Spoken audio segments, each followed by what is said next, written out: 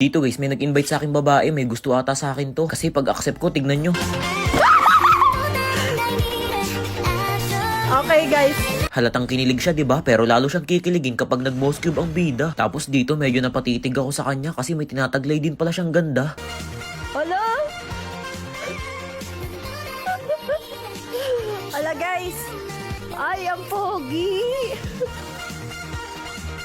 Bagay kayo ni Chick. Totoo ba? Bagay kami ni Chick, guys. Nang magsimula na ang laban, turtle agad ang aking pinuntahan. Inaantay ko kasing lumabas sa lupa yung yin dyan guys. Tingnan nyo kung paano ko tuburahin. Balak niya pa nga akong takasan, ngunit hindi na nakarating sa kanyang paroroonan. Kita nyo sa ate girl sanib ng sanib kahit walang kalaban. Kaya ayoko nang kasamang Angela user guys kasi ganito ang ginagawa. Medyo malala. Kahit nga nakuha ko na yung turtle, nakapatong pa rin siya at hindi bumababa. Nang magkaroon dito ng malaking digmaan, gulat na gulat yung mga kalaban kasi bigla-bigla na lang ako sumusulpot sa damuhan. Pumitas lang ako ng isa sabay atras na. O baka sabihin nyo kay Esa ko alangan namang patakasin ko pa, diba? Umikot pa ako dyan para lahat sila ay ubusin. Nang magawa ko na, niyaya ko na ang aking kasama. Sabi ko, tara, balik sa linya. Tapos dito, sinabihan ko sa ate girl. Sabi ko sa kanya, sa akin ka lang patong ha.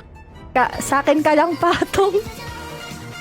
Magmi-minions lang sana ako dito pero hindi ko akalain yung Aurora biglang mag-yelo. Makakatakbo pa sana pero perinikilan ko na. Hindi na nagtagal at agad ding nabura. Kaso nga lang guys, itong Yin bigla akong kinulong. Hindi man lang sumanib kung kailan kailangan ko ng tulong. Di ko lubos matanggap yung ginawa sa akin ng Yin na yun guys. Kaya pagkabuhay ko siya agad ang aking tatargetin. Pansinin niyo yung mapa, nakita ko yung Yin hindi siya mapitas-pitas ng aking mga kasama. Subalit lagunos sa akin yan kapag ito ay tumama. Ang kaso nasa pool siya, paalam talaga. After nun, sinenyasan ko na ang aking mga kakampi. Sabi ko Lord na lang, kapag kumontes sila ako na ang bahala. Cooldown pa kasi yung ulti ko yan guys, pero kung hindi, papasukin ko talaga sila kahit mag-isa. Habang tumatagal, nararamdaman ko silang papalapit na sa amin, kaya hindi na ako nagdalawang isip para sibatin. Pagkakita nila sa akin, nagsipag-prickle agad sila palayo, kaya killing spree lang ang nakuha ko. After nun, sa blue bluff nila ako dumiretso. Panoorin nyo to, matatawa kayo. Akala ko ako'y nagpa-farm lang, pero ba't ganun, biglang may napas lang. Heto nga pala yung dahilan guys kung bakit kami nanalo. Walang iba kundi dahil sa pagpasok ko. Ayan guys, tinangki ko yung 5 upang maka-preheat ang aking mga kasama. Halos mag-atrasan nga sila dyan guys, nung nandito na ako. Isipin nyo hanggang sa base hinabol ko.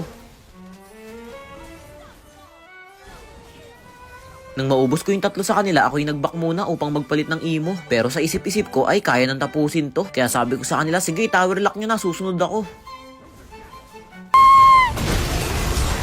Chick. Asan na si Chick?